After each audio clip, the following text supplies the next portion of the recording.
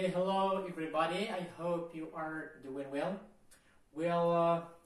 As you know, we've been talking about an effective equation of learning the English language, right? Last time in the last video, right, we said the equation is language mastery equals the output should be more than the input. In the last video, we went through some, quotes and some proverbs, especially a Chinese proverb which says, "Tell me and I forget, show me and I remember, involve me and I learn." Here we mentioned the importance of the involvement of learner in his own learning, means taking responsibility of one's learning. Okay, and we talked also about the Aristotle's quote, which says we learn how to do things by doing the things we want to be able to do. Again, the focus here is on practice, learning by doing. Right. So when we say the input, so today we're gonna highlight and shed light on the notion or the term the input. We said that the input refers to the language the learner is exposed to, right? Or it can be any piece of information, right? We receive. If you are listening to, for example, to someone or to somebody speaking English, or you listen to the radio, or watch a movie, or read a book, or a newspaper, magazine, etc. So here you are, of course, receiving the input. So when we say the input, all what you get from the environment, or your environment, from your surroundings. Okay, so this is the input. We say the input or intake. It's the opposite of the output, what you produce. Output, your production, what you produce, what you do with what you are getting in, with you are receiving.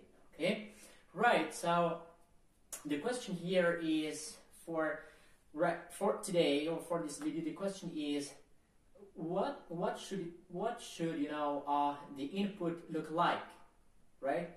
Or what is suitable or appropriate amount of the input that learner should be exposed to? And this is a big question, of course, and this takes us to an expert in the field of linguistics, specializing in theories of second language acquisition and development. Here the man, of course, is Stephen Krashen, the American linguist Stephen Krashen. Stephen Krashen has published plenty of books, articles in the field, in the domain of second language acquisition. He has delivered hundreds of lectures throughout different universities in USA and in Canada and so, right?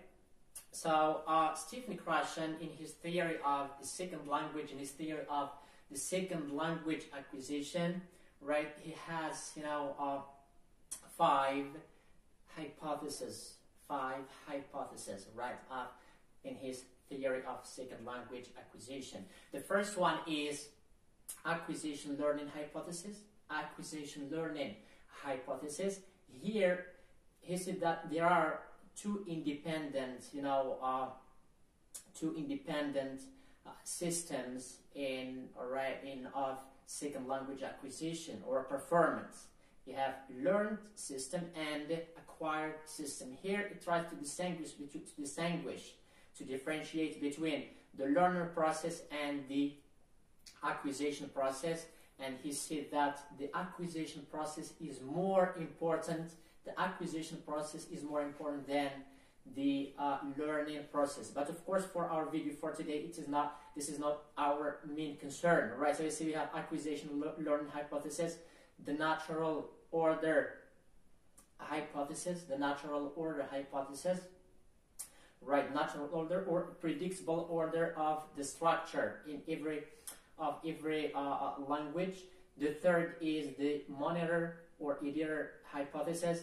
The fourth one is the affective filter hypothesis. The affective filter hypothesis means the impact and the influence of the environment in the facilitation of the acquisition process.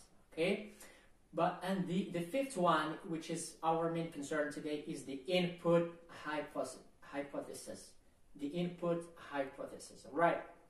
The input hypothesis, here Stephen Krashen tries to explain how the learner acquires second language. Right here, I see and underline the learner, how the learner acquires, not learns. The learner acquires the second language. He tries to explain how does the second language acquisition process take place. Okay, and of course here in this input hypothesis, right, it concerns only the acquisition process and not the learning process. Well, as I said, right, according to this hypothesis, the input hypothesis, the learner improves and progresses along the natural order when he or she receives second language input, second language input, right? That is, I can see that is one step, right, beyond his current stage of linguistic competence, right? One step beyond his current linguistic competence, beyond his linguistic level, if we can see it.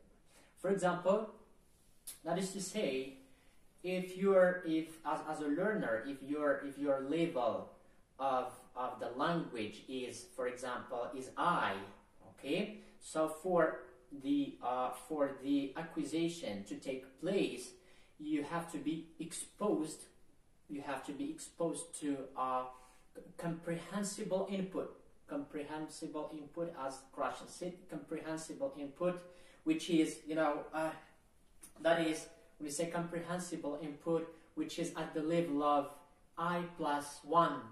If your level is I, so the input, in order to be comprehensible, in order to be understood and motivating and inviting and attractive, it should be I+1, right? So here means before you start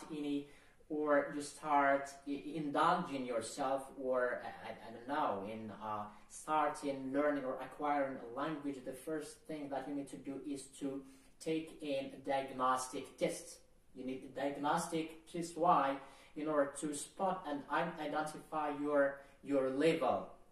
If you know your level and your linguistic competence, the level of your linguistic competence, and then you can choose the input that will suit and be appropriate for your language acquisition, right? Right. So as you can see, right, we have seen the input as an important element in our equation, right? We have seen the input hypothesis by the American linguist Stephen Krashen.